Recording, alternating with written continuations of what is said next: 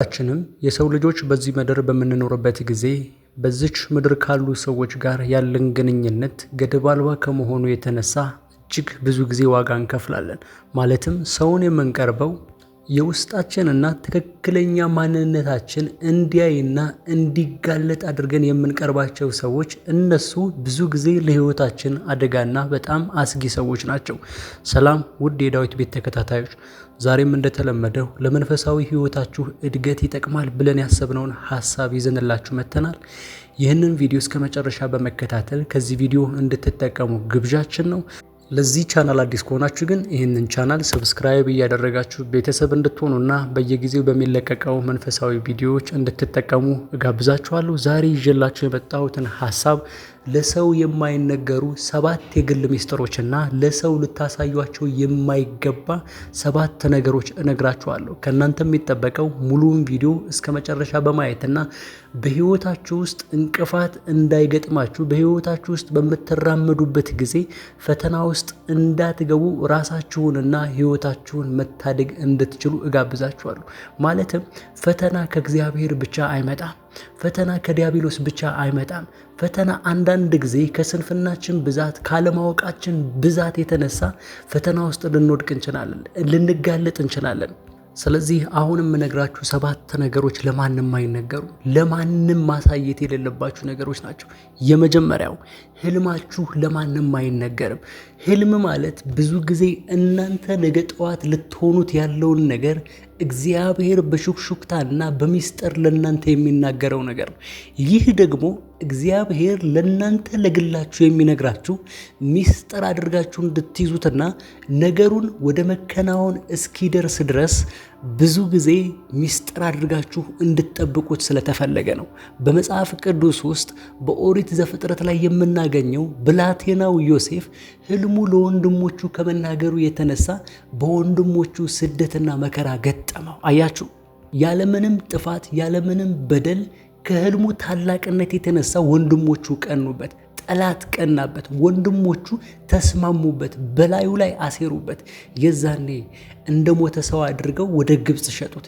ይህ ሁሉ የደረሰው መከራ ግን ከምን የተነሳ ነው ብላችሁ ካያችሁ ህልሙን ከመናገሩ የተነሳ። የሱ ህልም ማለም ችግር አላመጣም፣ ነገር ግን ህልሙ የተናገረ ጊዜ ግን ችግር መጣበት። አያችሁ፣ ስለዚህ ህልማችሁን መጠበቅ አለባችሁ። ሁለተኛ እንደገና ሀብታችሁና ያላችሁን ነገር ለሰው አታሳዩ። ለዚህ ነው ብዙ ጊዜ ሰው አይኑ ውስጥ ይገባል፣ ሰው እንደዚህ ይሆናል እየተባለ በባህል ይነገራል። ነገር ግን አይን የሚሆናችሁ ሰው ብቻ አይደለም። ኢቪል አይ የሚባል ሰምታችሁ ታውቃላችሁ ወይ? ደግሞ ክፉ መናፍስቶች ስለ ራሳችሁ ፕሮሞሽን ባሰራችሁ ቁጥር በተናገራችሁት ልክ የሚፈትኑ መናፍስት ወደ እናንተ ይመጣሉ። አያችሁ፣ ስለዚህ ያላችሁን ሀብት አትናገሩ፣ በድብቅ ስሩ። መጽሐፍ ቅዱስ ሲናገር እንደዚህ ይላል። በመጽሐፈ ምሳሌ ምዕራፍ 13 ከቁጥር 7 እንደዚህ ይላል፣ ራሱን ባለጠጋ የሚያስመስል ሰው አለ፣ ነገር ግን አንዳች የለውም። ራሱን ድሃ የሚያስመስል ሰው አለ፣ ነገር ግን እጅግ ባለጠጋ ነው። አያ፣ ብዙ ጊዜ ባለጠጋ የሆኑ ሰዎች አንዳች እንዳላቸው አያስነግሩም። ዓለም ውስጥ እጅግ ባለጠጋ የሚባሉ ሰዎች ፕሮሞሽን የላቸውም፣ ማንም ሰው አያውቃቸውም። አያችሁ፣ ስለዚህ የባለጠግነት ሚስጥር ይሄ ነው። ባለጠጋ ስትሆኑ፣ ወደ ሀብት ማማ ስትደርሱ፣ አቅጣጫ ስትቀይሩ፣ ህይወታችሁ ላይ ደረጃ ስትጨምሩ ያላችሁን ነገር ለሰው አትናገሩ። ለሰው መናገራችሁ ምንም አይፈየድላችሁ። ስለዚህ ከፈተና እንድትጠበቁ ከፈለጋችሁ ያላችሁን ነገር ደብቁ፣ ሀብታችሁን ደብቁ፣ ርስታችሁን ደብቁ። ይሃለኝ እያላችሁ ለጠላትም ለሰውም እየተናገራችሁ ከጠላትም ከሰውም እንቅፋት እንዲመጣባችሁ አታደርጉ። ሶስተኛው እንደገና እቅድህ የግልህ እስከሆነ ድረስ ለሰው ስላወራህ የምታመጣው ለውጥ የለም። ባቀድከው መሰረት መስራት አለብህ። ወይም ደግሞ ምንም ለማይጠቅሙ ሰዎች፣ በዙሪያ ስላሉ ሰዎች፣ እነሱ አንተ ህይወት ላይ ምንም ለማይፈይዱ ሰዎች እቅድህ ስለነገርካቸው የሚሳካ ነው ማለት አይደለም። ስለዚህ እቅድ ለሰው አይነገርም። በልብህ ውስጥ ያለው እቅድ ነገ ጠዋት ወደ ገሃዱ ዓለም የሚመጣ ታላቅ የሆነ ነገር ነው። ነገር ግን ያ እቅድ ፈተና እንዳይገጥመው፣ ያ እቅድ በተናገርከው ጊዜ ፈተና እንዳይገጥሙ ከፈለክ አትናገር። ብዙ ጊዜ አይተህ ታውቃለህ፣ ብዙ ሰዎች እንደዚህ ከተናገርኩ በኋላ ፌል ያደርግብኛል። ለምሳሌ የጉዞ ፕሮሰስ ያላቸው አሜሪካ ሊሄድ ነው ብለው የሚናገሩ ሰዎች ፌል ያደርጋሉ። እንደዚህ ብሎ ብዙ አስነግሮ ነበረ፣ ዲቪ ደረሰኝ ብሎ አስነግሮ ነበረ፣ ነገር ግን አልሄድም። እነዚህ ነገሮች ያለ ምንም ምክንያት አይደሉም ብራዘር። ስለዚህ ማስተዋል አለብህ። አትናገር፣ እቅድህ ለሁሉ አታሳውቅ። ማሳወቅ ካለብህ ለአንዱ ለአምላክህ ለእግዚአብሔር ብቻ በጩኸትና በልመና እንዲፈጸምልህና እንዲከናወንልህ አንተ ወዳሰብከው ጊዜ እቅድህ እንዲቀርብ መጸለይ ያለብህ። ከዛ በተረፈ ግን እቅዳችሁ ለማንም አታሳዩ። አራተኛው እንደገና የቤትህ ገመና ለማንም አትናገር። በተለይ እንደገና ምንም አይነት መፍትሄ ለማይሰጥህ ሰው የቤትህ ገመና አሳልፈ ስለሰጠህ የምትጠቀመው ነገር እስከሌለ ድረስ እግዚአብሔርን የቤትህ ገመና በማስወጣት አታሳዝነው።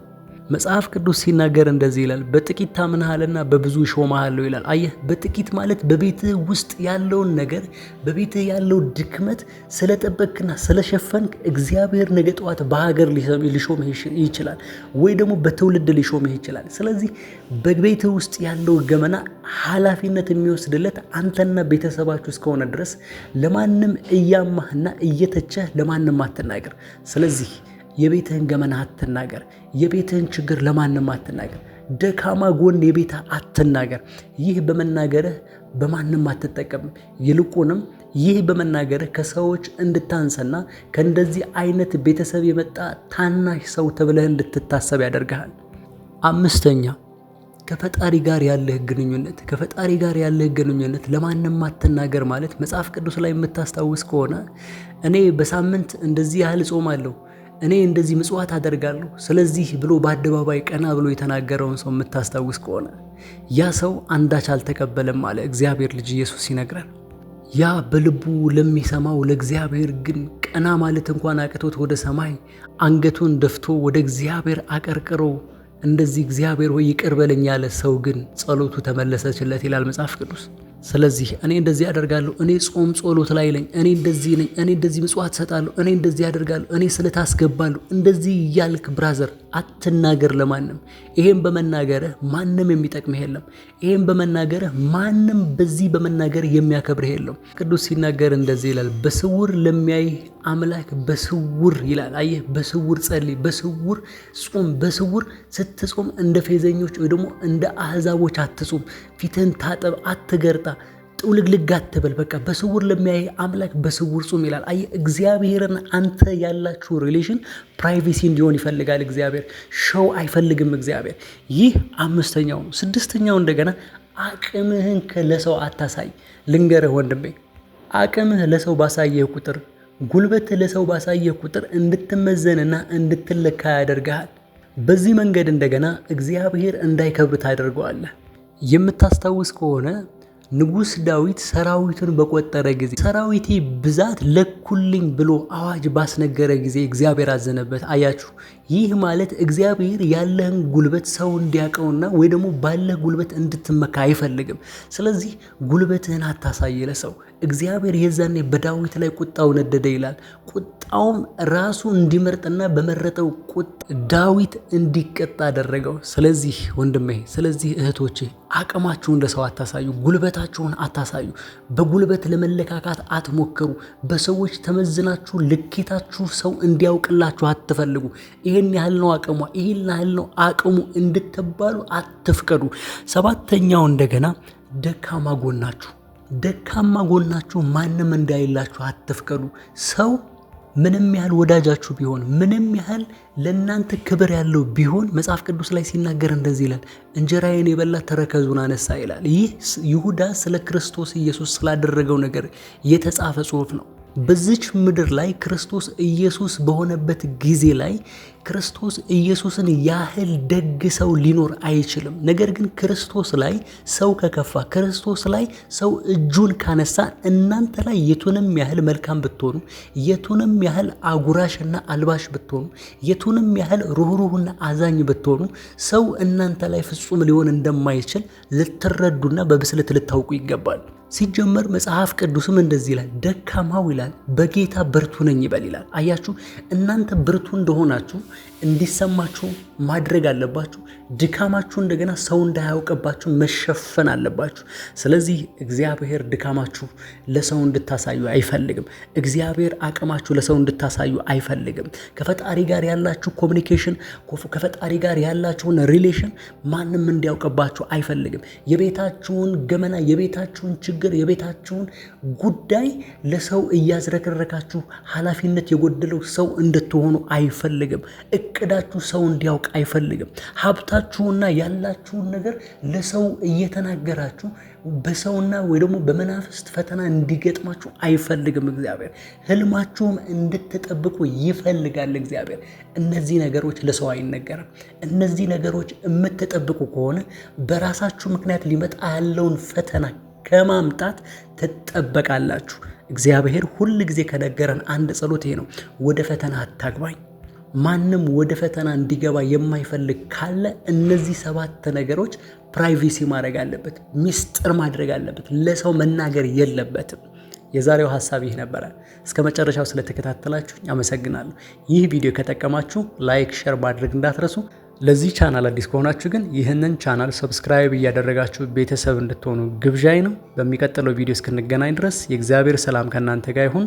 ሰላም።